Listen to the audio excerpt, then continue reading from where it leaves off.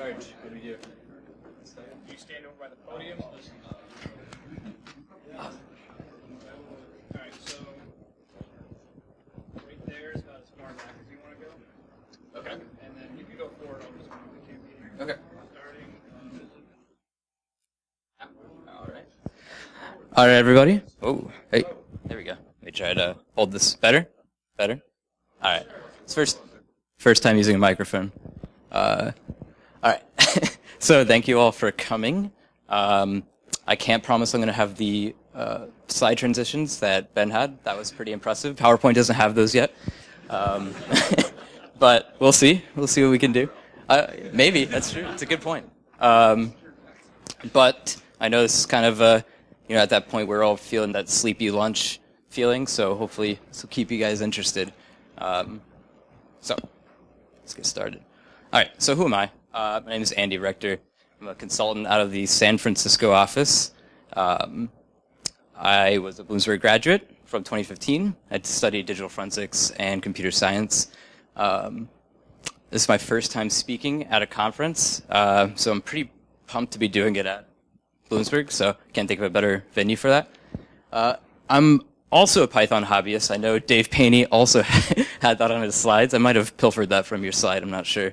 So my favorite creation is a highly sophisticated Python Skype bot that the San Francisco office absolutely needed to help pick lunch every Friday. We have challenging problems to solve at the San Francisco offices. So,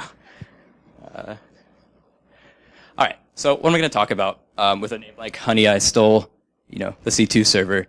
What are we going to talk about? So I'm going to give you a overview about the investigation and the attack itself to kind of set up the actual stealing of the C2 server.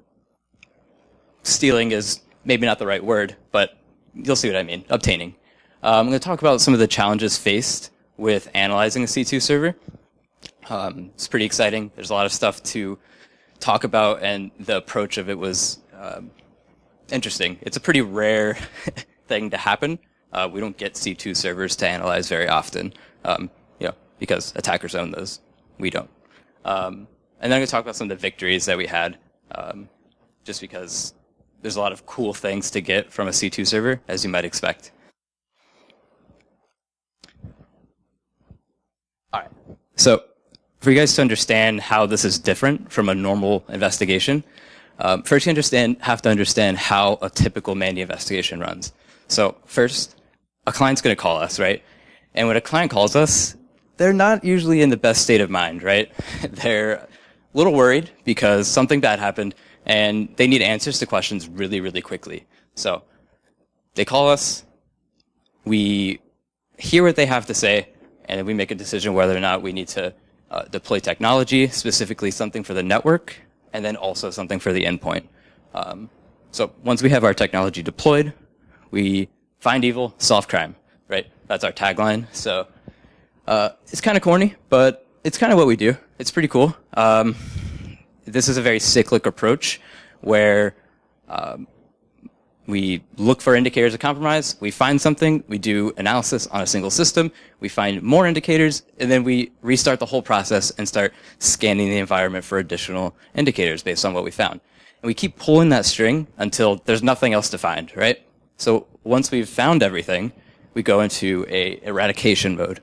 And this eradication is basically, let's kick the attacker out of the environment. We don't want you in here anymore. You're not invited. So after that, we have post-remediation monitoring, where we stay in the environment for a little bit just to make sure the attacker doesn't take a second hack at it, right?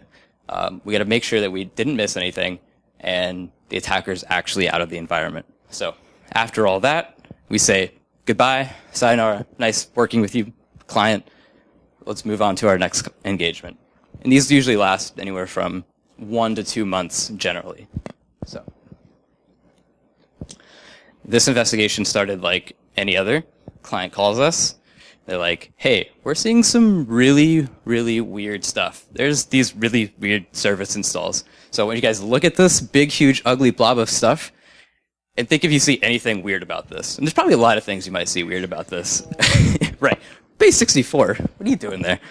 So whoa, it's highlighted. So you look at all this, and yeah, there's a lot of really, really weird things. So one of the things is when you see base64 blobs like that being installed as a service, that's not too normal. That's not a normal thing that you'll see in a client's environment. Additionally, some of the other things that you see, like ComSpec, which is just an environment variable for the command prompt, and also PowerShell executing with execution policy bypasses. It's just some weird stuff. That's not normal. Anybody want to take a guess which penetration testing platform this comes from? Yeah, that's a Meterpreter payload. That's exactly what it is. So, like, okay, this looks a lot like Metasploit, right? So, let's go ahead and start sweeping for Metasploit indicators. So Metasploit has a lot of things that are really easy to detect. So one of the things is a workstation name that is really, really random. And by random, I mean it's a 16-character alphanumeric string. I'm not saying it's not possible to have that in your environment, but when you do see something like that, it's pretty weird and it should trigger some questions at the very least. Secondly, one of the things we like to do is stack service was installed event log messages, not because service being installed is evil necessarily, but back to that base64 slide, we can search for all services being installed that have those strings in it and find the number of systems that have been affected potentially. So,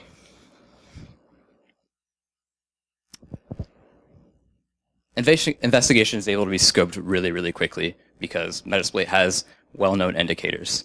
So we have 129 systems identified as either accessed or compromised, 116 compromised accounts. We also see RDP sessions. The attacker just RDPs into a couple of different systems and looks at passwords that are just stored in plain text on user's desktop. And by that, I mean stuff like password.txt hanging out on a desktop. Not a great security practice. So that's what the attacker is after. They stole a bunch of creds, and we also were able to identify the initial attack vector. And this was just a public-facing web server that had some really, really poorly written code on it that allowed for SQL injection. Kind of a common attack vector. So, yes? Did they go from SQL injection to dumping credentials, or did they get code execution with SQL injection? So what they actually used was XP command shell to they got SQL injection on the server itself, and they used XP command shell to actually move laterally, and then start bringing in their like Meterpreter payloads. So C2, for those of you guys who don't know, C2 is command and control. This is where the attacker is executing their commands from. Let's look at that base64 blob again. So, remember this base64 blob, it's got a whole lot of stuff. By the way, fun fact actually, I was debating whether or not I should say this, but I left a little Easter egg in here, so if anybody wants to take a picture of that and then type all of that into a interpreter and decode what that says, it'd be kind of fun. But I'll just tell you what it is, because nobody's going to do that. That's crazy. Huh? Yeah, so base64 is just an encoding mechanism that can be used really by anybody, and it just takes text data and encodes it using like A through Z, and then 0 through, actually not A through Z.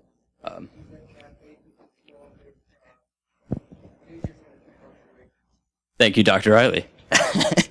Thanks for the rescue, needed that. Anyways, so that base64 blob can be decoded, and when you decode that, you get a pretty lengthy PowerShell script. And this PowerShell script has some additional functions that also have base64 in it. So these base64 functions can be decoded, and actually you can actually see what the configurations are for the Meterpreter payload. And these configurations have things like ports and IP addresses. So now we've got an IP address. So usually what we do when we have an IP address is send this to the client and say, they can make a risk-based decision, basically. Do they want to take this IP and block it? That's one possibility. We don't always recommend that because we like to get a full scope of the environment before we actually, start trying to, play our hand that we know that they're there and we know where they're connecting to. But either way, we like to give the client some indicators at least, so they can at least make some internal alerts or, do what they want with it. So we thought they were just going to block it. That's not what they did. So instead, they used a free tool. I'm sure you've heard of domain tools. They did a little whois on the IP address and traced this back to a actual company. And this company was a small-time competitor.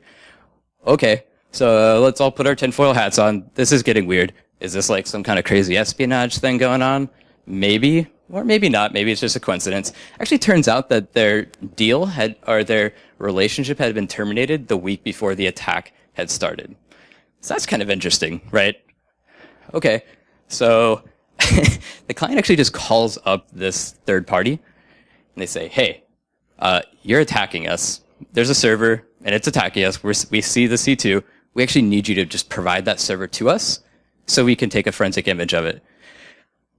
Okay. So here's the crazy thing. They actually just did that. That's what they did. They just went ahead and provided the entire physical server to our client. No questions asked. Like, what? What? No legal ramifications? Like, we're really? Yeah, they really did that. So when we heard about that, we're like, you did what? We call up our lawyers. We're like, hey, is this okay? Like, can we even image this? Like, there just seems like there's something shady going on. Like, are we allowed to actually do this? Well, turns out, they freely gave it away. So yeah, there's no problem. So what we did is we took a couple of our guys in the LA office. They went on site with the client, and the client never left the room, and they actually imaged the entire server. Cool. So, this is, at this point, everybody in our office is like going crazy. We're like, I want the C2 server. No, I want the C2 server. And we're like, no, I get the C2 server because I've been there for a year and a half. So, no, I actually just wandered around a Mario Kart. So I get the C2 server. So let's talk about some of the challenges that I faced. One, this was just a Windows server. So we start with just some classic file system analysis, right? So what kind of things we're actually seeing on the disk? Not a whole lot of really, really interesting things. Some privilege escalation tools, some password dumpers, such as Mimikatz. Really common stuff that we're seeing and like, okay, not really that interesting for a C2 server, except for one crazy thing. They downloaded VMware Workstation, a Kali Linux ISO, and then installed a VM in July of 2016. That's really aggressive. That's intense. You're not worried about anything, are you, Mr. Attacker? You're just going to go and install a Kali Linux ISO, no questions asked. Okay. Oh, right. They actually created their own user account as well. Pretty aggressive stuff. Okay. Yeah. Well, it gets harder. That part was easy. So, little investigation inception going on. This is where the interesting stuff is going to be, right? Okay, they made a Kali Linux ISO. I'm thinking they're probably using Metasploit. We already know they're using Metasploit. Metasploit's going to be really interesting. Hopefully this VM has a lot of really juicy information, right? So, export the VM. Let's repeat our file system process. So, start looking for some sources. This is a total gear switch at this point. Now we're doing Linux forensics, right? So start looking for artifacts that could help us piece together what the attacker actually did to our client. So secure access logs, not seeing a whole lot of really interesting things there. Lots of login attempts, but it's actually public facing, so they're getting scanned all the time. Kind of makes sense. Not that interesting. An interpreter configuration file, some things that were already installed by default that we could tell the attacker executed, like beef and SQL map. Keyword searches, interesting. Once again, we're seeing a lot of things that the attacker that we are already identified during the course of our investigation. Bash history, not that interesting, except for Postgres bash history. That had some interesting stuff in it. So wheels are turning. So Postgres tells us a little bit of a story. We can tell that the attacker was using the Postgres database, and we know that they were also using Metasploit because we see the interpreter configuration file. So start turning the wheels. Well, maybe they're actually just storing all the data from their attack in the Postgres database, which is actually something that Metasploit actually encourages, right? Because attackers are people too. They have to remember things, right? And they're not going to just remember it in their head. Just put it in a Postgres database. Okay, so let me just, export postgres.db and put it in my Postgres viewer and just export everything and done, right? Well, not quite. Actually, Postgres is pretty ugly to deal with. So Postgres stores everything across hundreds of binary files, and there isn't a publicly available parser for it. So what do? Well, it's a VMDK. The attacker used VMware Workstation. I can use VMware Workstation, right? So why don't we just go ahead and boot this VMDK up? Turns out it has a password on it. Okay, well, a couple Google searches later and talking with some of our proactive guys, well, it's actually pretty easy to just bypass that. And you can actually just modify grub, ask it to execute bash on startup, and then you have terminal, and Ben?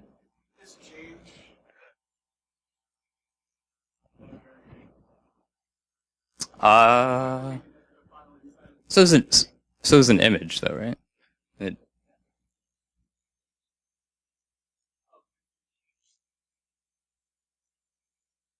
I guess, but you could also have just executed.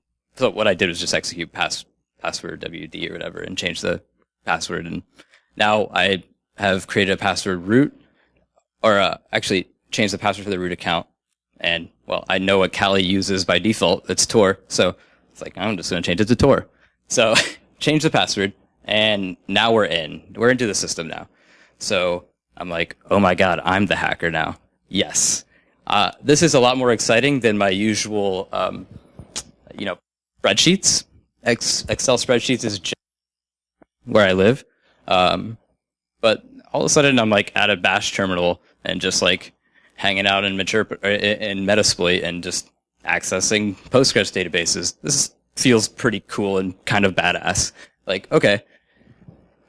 So the Postgres database, or the Postgres history file, had the name of the database and the username and password. And it was super, super complicated. MSF. Okay, for all three of them. Great. So you can just use Metasploit to directly interface with the Postgres database. So boot up MSF console, connect to the database, and I have a whole bunch of commands I can execute. I can just look at the creds, hosts, loots, nodes, services, vulns, all this giving me a lot of really good information about what the attacker had done in the environment. So that was really cool, but here's the problem. I didn't have any timestamps associated with that, and one of the things we like to provide as a deliverable is a really nice timeline, right? So if you don't have timestamps, you can't make a timeline. So what we could provide is, here's all the credentials that were affected definitively, here's all the systems that were accessed definitively. This is really good stuff, but still not answering the question of, did we detect everything they actually did in the environment? Okay, so why not just bypass Metasploit, like just interact with the database directly? So use pSQL and connect to the database. Tons and tons of tables, lots of tables. So the ones most important, these Metasploit credential ones, tell us everything that the attacker, actually obtained as far as credentials, and additional data such as these session events, which is like full interpreter sessions, just pretty crazy. So there's this is like real data too. I used a highly sophisticated tool to sanitize the data. It's a Microsoft Paint. So, but totally real data from the actual Postgres database. This is the Metasploit credential publics table. This is the realms table, which tells you certain domains that were enumerated, as well as the timestamps you can see.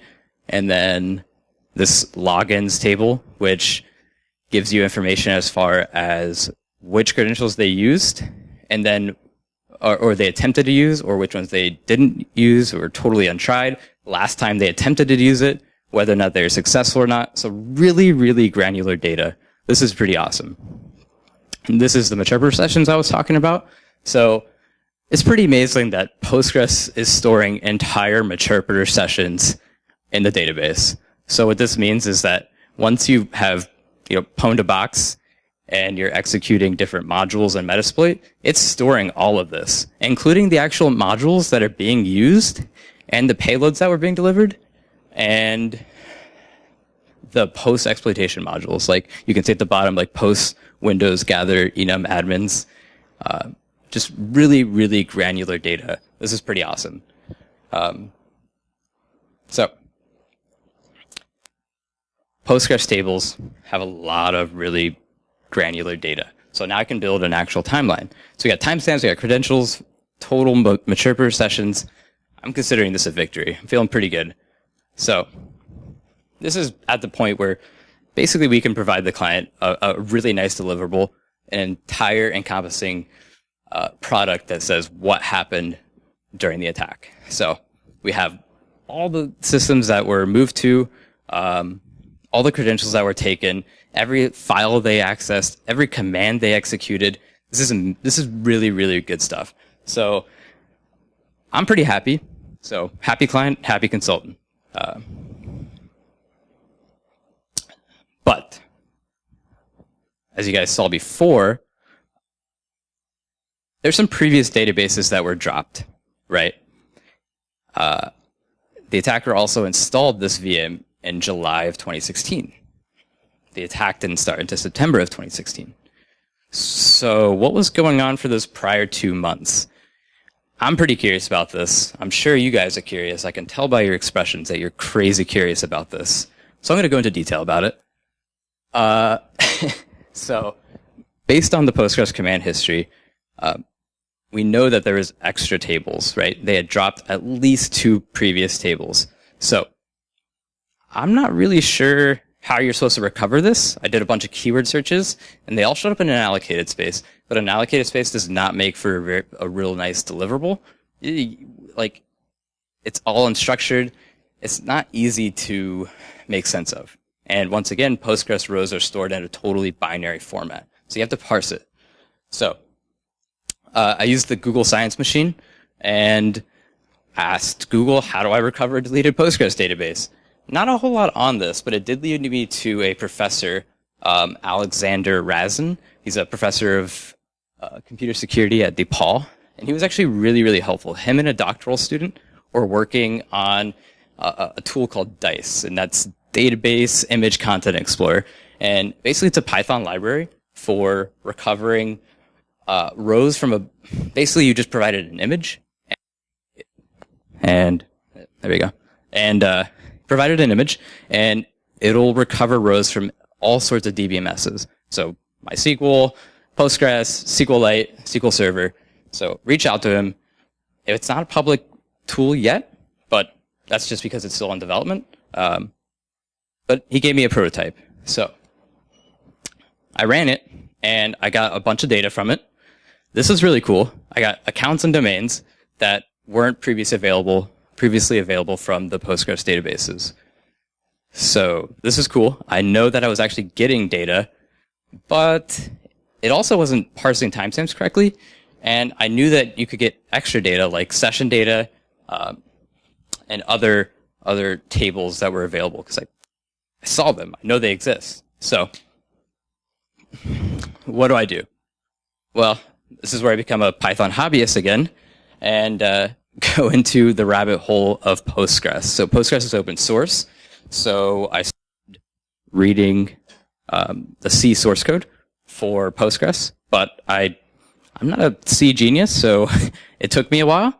There's a lot of structures in C that I didn't just totally understand, so it took me some time, but it was a great learning experience. I was like pinging guys like all the time, like, hey, what is this union struct thing? I don't know what that means. Like help. And they were really helpful, and was able to actually make a Postgres parser to carve out all rows from a flat binary file or a raw image. So a little bit into that. So Postgres has a bit of a structure. So it's not a header that you can actually, just search for these 5 bytes and you got a Postgres table. But it does have a 24-byte header that stores certain pieces of information that you can use kind of as an entropy check. So basically what my tool does is look for this Postgres header, and then it parses the row pointers, which follow that. These are 4-byte structures, and they contain really important information like the offset that it's located at, offset that the row data is located at, as well as the size of the row. So now I have a Postgres table, I have a bunch of rows, I know how big they are, and I know where they're located. So now I can look at actually parsing the row itself. So these rows have structure as well that you have to use to figure out how long certain fields are in these rows, which is pretty challenging. So at the end of all that, what I have is a parser that will read a header, read the rows, and then also parse those rows based on the sizes of the data that's being read. So this basically what you have after that is something that you can output based on the row schema, and what it does is recover all these deleted entry, or not deleted entries, just blankly looking for Postgres rows. So there is still research ongoing to identify the number of affected victims for this. At least 3 victims based on the data that was recovered, but it was awesome to be able to see that, yeah, there was definitely other campaigns going on besides the campaign that was going on our client. So lastly, some attacker insights, right? Who's that guy? It's Putin. So Metasploit gets the job done. So one of the things the client actually asked us is like, do you think this attacker is sophisticated? And so when I see Metasploit, I don't typically find that to be a platform that sophisticated attackers use. However, it gets the job done, right? An attacker that knows how to use this tool really and can exploit security flaws that should be patched, back in like 2010, can use Metasploit and accomplish their goals really, really effectively. Additionally, attackers aren't that concerned about being caught, at least some of them. Once again, I think it was really, really aggressive to just take control of this Windows server and then download programs like Windows or like VMware Workstation and a Kali Linux ISO, and then just use that as a vehicle to attack other clients. Like it seemed really aggressive, and they didn't take any precautions to cover up their data, right? And then lastly, well, attackers are humans and they make human mistakes. They had a password on their VM, but then they used MSF as their password for a Postgres database. Had there been, some kind of password protection on those databases or on the Postgres database, that would have been a lot harder to recover any kind of data, and it would have been a challenge, to say the least. And it might have derailed a lot of this progress. So that is it. Any questions?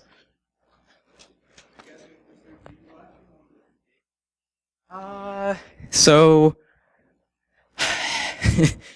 back to the fact that that the client actually reached out to this third party and got the image or got the physical server from them.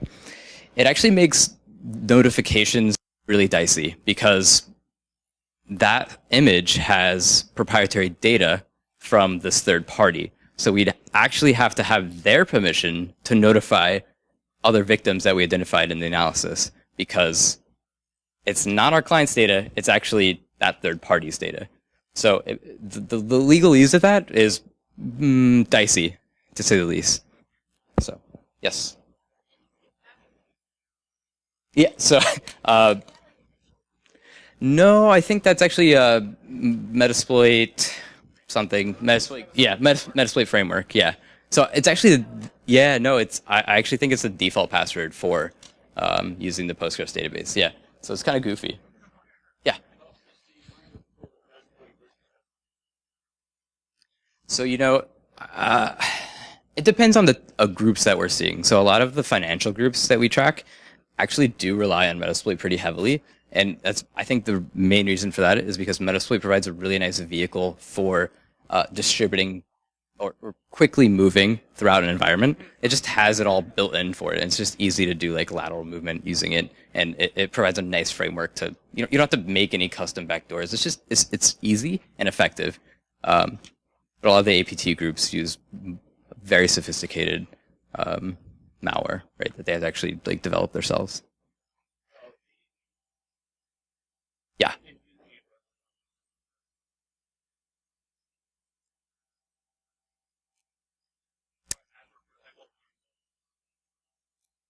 I didn't see anything like that. No. Yeah, it was crazy. We were all just kind of like in shock that they had done something like that. They didn't care. It was kind of interesting. Question? I don't know if I feel like I'm like, oh, nice.